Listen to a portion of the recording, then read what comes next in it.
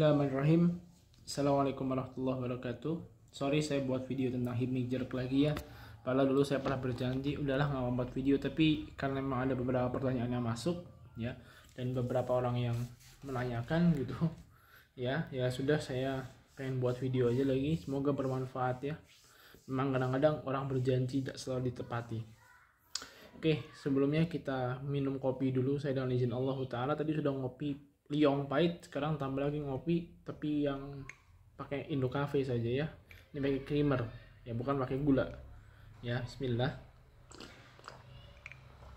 Alhamdulillah.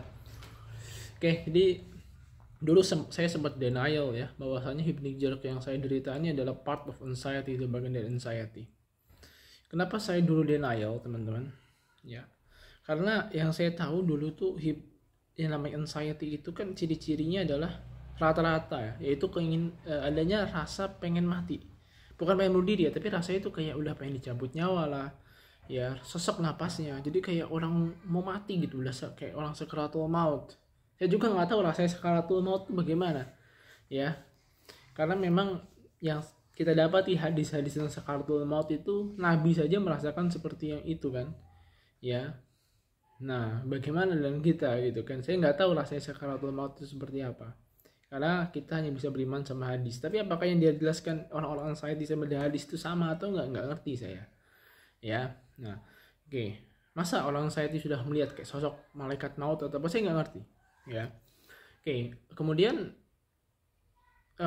setelah itu keliengan loh, orang saya bilang. Kemudian yang ketiga itu anxiety itu sukanya seperti napas terengah-engah saat tidur. Jadi memang ini mirip hypnic jerk, tapi yang saya dapati bukan hypnic jerk, karena saya sudah tanya ini berulang enggak gitu kan.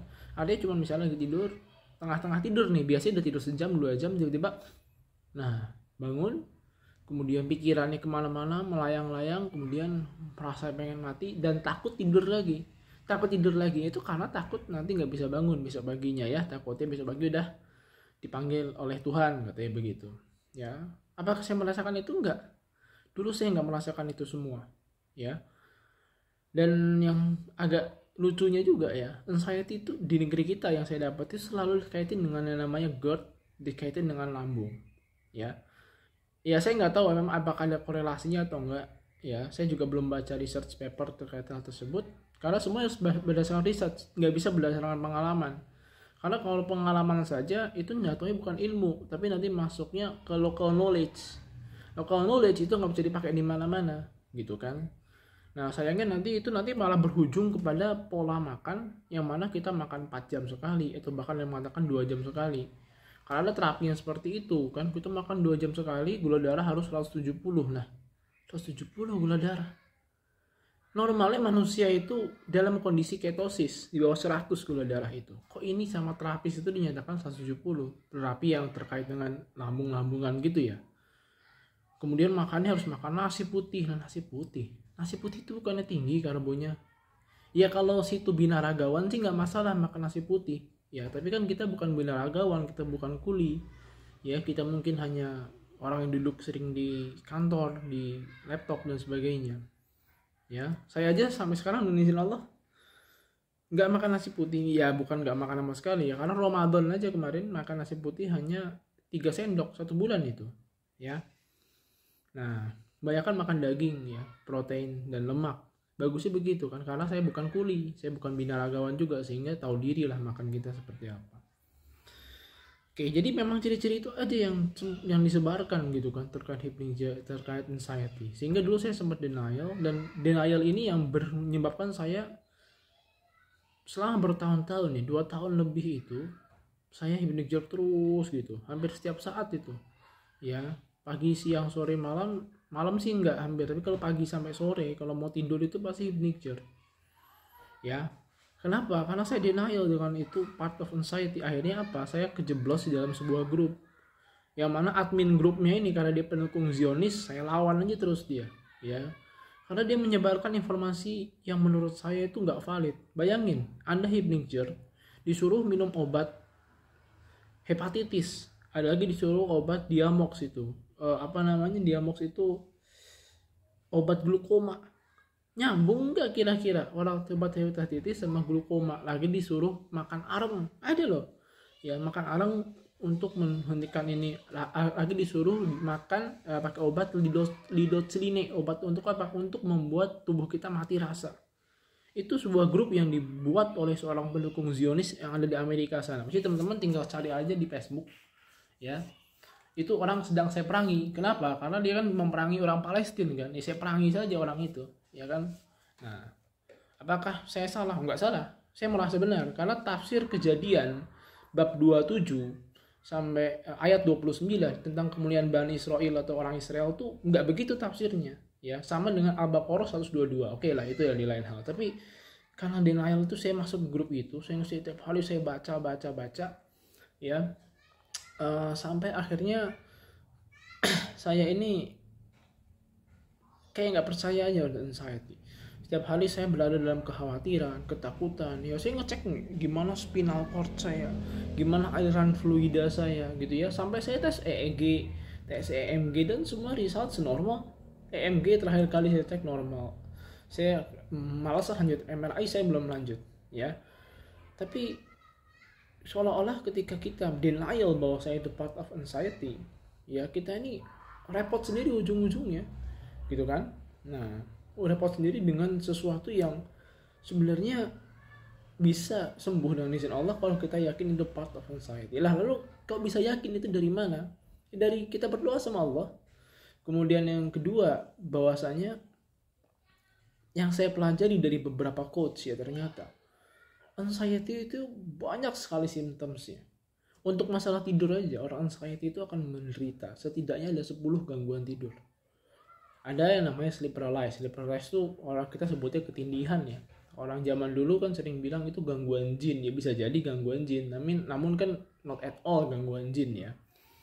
Ada lagi namanya hypnagogic hallucination. Hypnagogic hallucination itu kayak begini, kita mau tidur tapi kayak ngedenger suara, misalnya tadi pagi kita ngomong sama teman kita, kerekam lagi. Saya pernah tuh hypnagogic hallucination.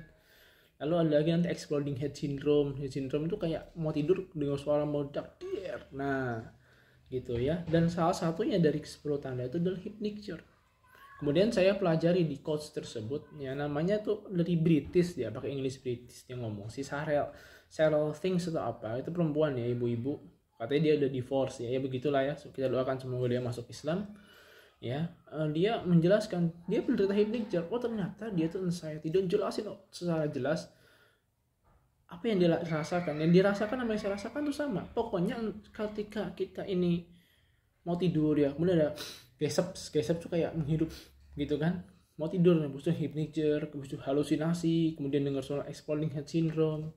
Kemudian body kita lagi tenang aja, lagi diem gini, tiba-tiba ada twitch tuh kayak apa ya, gini nih, kayak hypnature tapi dalam keadaan yang bukan tertidur, diem aja ada hypnature-nya. Itu adalah part of anxiety.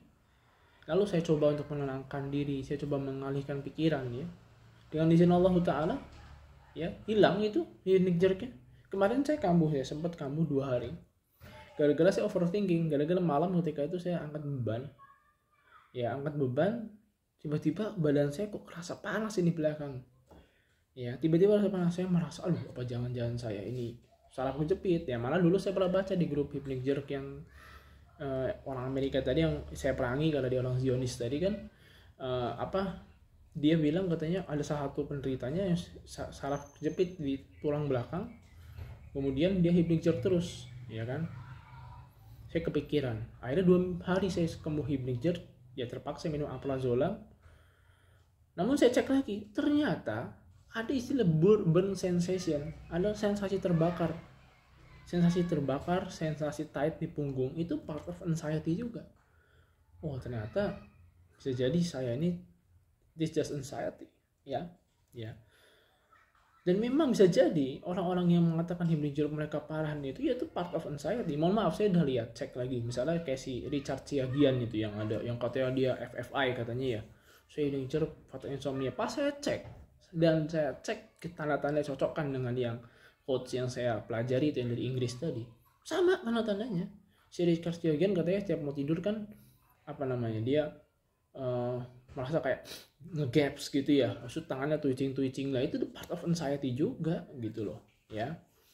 Jadi menurut saya gimana kalau misalnya ini nggak usah dipikirin, beneran serius. Ya ketika kita mikirin kita nggak akan pernah bisa produktif. Tiap hari mikirin healing jerk mulu ya.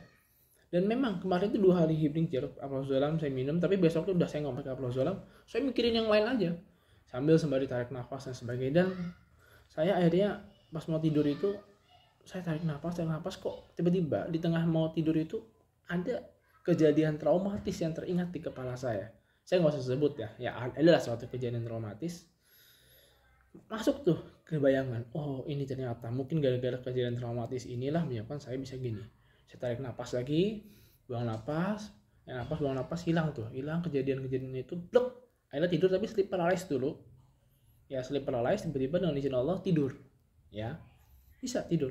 Sampai sekarang alhamdulillah normal. Karena waktu itu kan mau Idul Adha, masuk menyambut Idul Adha dan healing jerk kan nggak khusyuk ya. Jadi saya berdoa sama Allah semoga Allah sembuhkan ya.